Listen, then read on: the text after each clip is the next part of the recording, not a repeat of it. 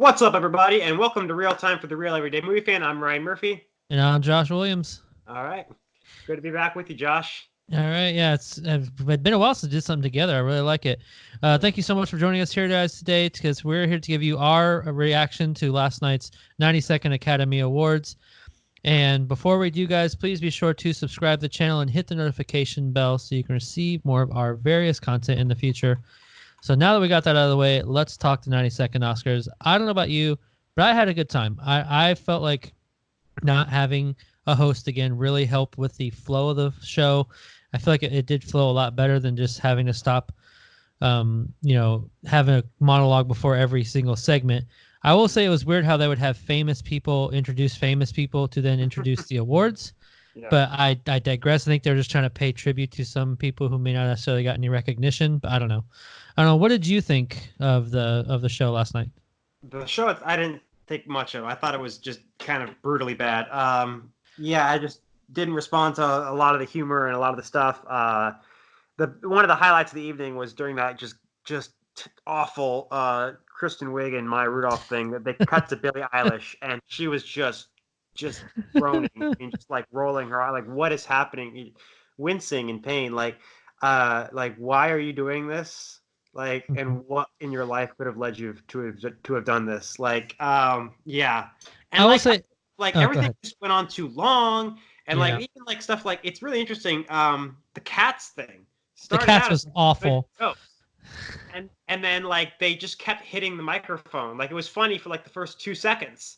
Yeah. And then they went on it for another 10 seconds. And it's interesting how a few moments like that can really make or break the art of comedy, because it went from being funny to like stop. Yeah, right. No, I hear you. Yeah, like at first, I don't know, when they first come out, I thought like, oh, cool, they're making fun of themselves, but then after a while, it just got really old and boring. Like I started rolling my eyes more. I don't know, the whole Kristen Wiig thing. At first, it was funny, but then like you said, it went along too long, and it got a little awkward. Mm-hmm. I would say the best comedic moments were definitely with Steve Martin and Chris Rock in the opening monologue. Yeah. I like how they kind of made fun of themselves because they used to be hosts, and now they basically just got demoted to do an opening segment.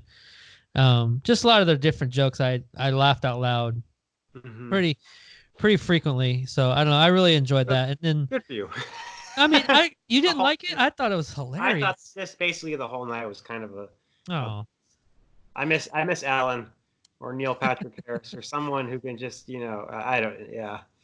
do you like the idea of having a host, or because I like it without, honestly? Because I thought this went slower than times when they had a host, because they were still filling up the time making jokes, and I was just like, you know what, just give out the award. It's fine. Just give out the award. So whatever. As far as the actual films go, the awards. Now we know that this is different for the two of us because you've seen basically everything. You have very informed opinions. I did. This was not a year for movies for me. I was very stingy. Pretty much it was a money factor, and I didn't really see anything in theaters. So from this year in total, I've seen 9 films. I saw the 3 Marvel Studio movies, and I saw the 3 nominated movies that were on Netflix. So The Irishman, Marriage Story, and The Two Popes. And I saw, other than that, I saw Shazam, Toy Story 4, and Booksmart. So I still haven't seen Joker. That's crazy, right? Yeah, we'll have to change that when you come down and see me. Yeah, but so I don't have a lot of informed opinions, but obviously it's just a big kind of historic thing that the first time a foreign language film has won Best Picture. I mean, that's nuts. I mean, it's kind of nuts that it's the first time. And so I really wasn't expecting it to happen. Because foreign language films obviously have been around for a long time. They've been making movies.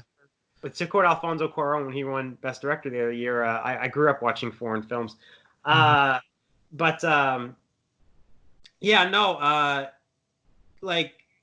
going to film school, it seemed like they talked about everything but American films, unless they were talking about Wes Anderson movies. Like Seven Samurai and stuff like that. Or the French New Wave, or even stuff that was going on presently, especially and Korean cinema. I mean, I'd never heard of this Bong Joon-ho guy, but when I was in film school, Park Chan-wook was a big deal. He made Old Boy, which of course Spike Lee remade. So I hear them talk about Korean cinema and Chinese cinema certainly, and movies, and when you go to the Oscars every year, there's always a film from somewhere that people are talking about. and it might get nominated. Like a few films have been nominated. Roma went as far as to win Best Director the other year, but it's kind of crazy that nothing's ever won. I mean, if there's been a bias against it, maybe this is breaking it down. And so maybe next year we'll have like 4 of the 5 nominees be movies from around the world. But people in America are already complaining that it's all about movies that no one's seen, which is why their ratings are in the toilet, So who knows? I guess, and well, I can see that point, but at the same time, there's always the movie-going audience have been craving for original content, but these movies that no one says they've seen, this is original stuff for the most part. Mm-hmm. And like things like Once Upon a Time in Hollywood, Booksmart, Marriage Story, just stuff like that, Uncut Gems. I can go on and on. Mm-hmm. Parasite is a perfect example. It's an original film. It's a fantastic movie. I was between that and 1917 for my best picture choices. 1917 I chose first, but it was my close second. Well, for you, I mean, out of the nominees, but you've been saying for a long time that Avengers Endgame is the best movie. Oh yeah, it is. No, and I will fight that. I'll argue that all day. It's to me, it is the best movie of the year. It's just nothing got nominated. So I mean, I'll digress on that one. I'm not going to go too deep into that, but it's just I agree. It's a great time, and everyone thought Roma was going to win last year, but Green Book snuck in. And I picked that one to win that year. And so it's good to see Parasite win. I'm glad to see it win. And so that was the one surprising to me. I was going to kind of segue here, and when you were talking about it, through text was biggest shock of the night. Lion King didn't win Best Visual Effects, which is astounding to me. Astounding. But I'm not entirely surprised, because when I was going into this night, I said there's only one award that's really, the most lockdown award is cinematography. No way. Roger Deakins, yeah. And then next to that, it's The Lion King, and then an asterisk. But this visual effects award has been crazy in years past. So when Jungle Book came out, we said there's no way it's not going to win, and it did win. That was great. But then the next year, War for the Planet of the Apes loses, which has as good effects as the Jungle Book, loses to Blade Runner, and I still don't understand it. Me neither. That is probably the most shocked I've ever been by a